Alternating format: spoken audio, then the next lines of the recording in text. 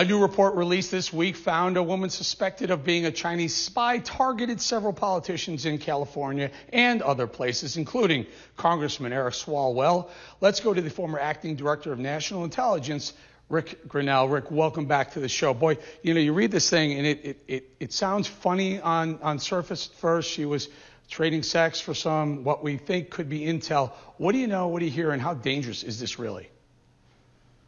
Well, first of all, let's be really clear. Eric Swalwell has been somebody who has downplayed the Chinese threat for some time.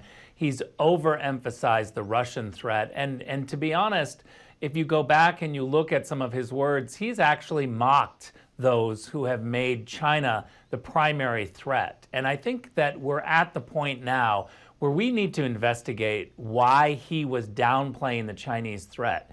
This is more than just a story of hypocrisy in Washington, D.C. We're all kind of over the fact that politicians are hypocrites. We all know that when living outside of Washington. But this story goes a little deeper in that he strategically was downplaying the Chinese threat.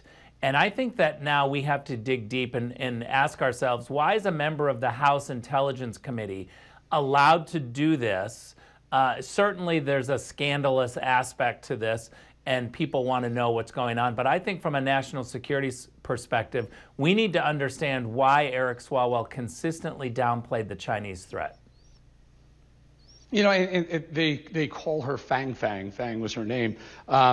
There is indication that she helped Swalwell raise money for his reelection, right?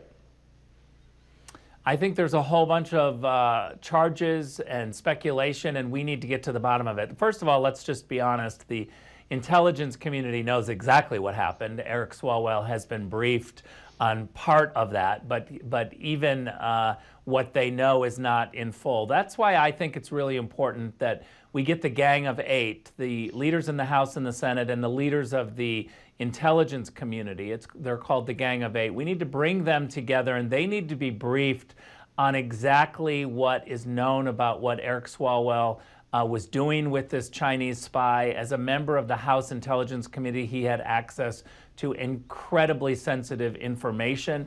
So it's really important that they understand what's going on. I've also seen reports that Eric Swalwell is saying that senior members of the Democratic Party knew exactly what was going on with him. And so is there an angle that the Democratic leadership authorized Eric being around this Chinese spy, and what happened exactly in their relationship? We need to know that. Certainly the Chinese constantly look to leverage their relationship on a variety of issues with politicians. And so as a member of the House Intel, this is a big problem. I will also say that I think the acting chairman, Marco Rubio, on the Senate side, should absolutely call for an investigation and a briefing.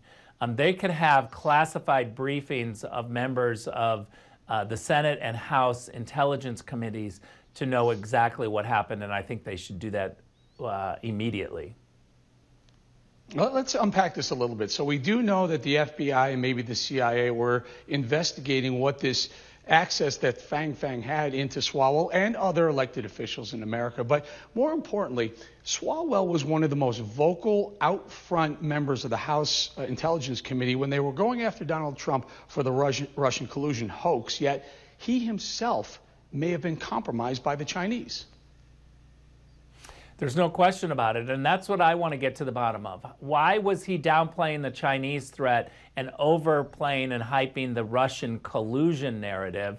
There's a nexus there. Look, the intelligence community has known for a very long time that China is our #1 threat. I can't go into great detail about what we do know, but I think there are several things in the public domain that we can highlight. One is the reaction that the Trump administration has taken to the Chinese strategy of going after politicians. You've seen what we've done, the consulate in Houston. You've seen the rhetoric from DNI, Radcliffe, and from Robert O'Brien, the National Security Advisor, and from President Trump.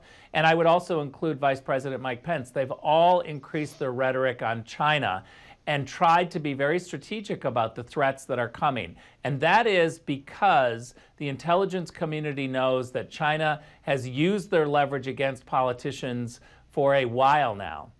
I will also say, because this is in the public domain, they've used the COVID-19 response and the need for PPE and how governors have needed some of those supply chains that are exclusively or were exclusively in China. They've tried to leverage their relationship with governors by saying, don't say anything negative or you won't get hand sanitizers or masks. I mean, they've been very aggressive with their leverage. Rick, we're going to leave it there. I didn't get to it, but I just wonder if there's some sort of ethics violation to be cohorting with a Chinese spy, a Chinese national and a Chinese spy to raise money for an election campaign. I mean, it seems like a complete violation of ethics, but we'll pick that one up the next time. Rick Grenell, thank you for your time. Thanks, Eric.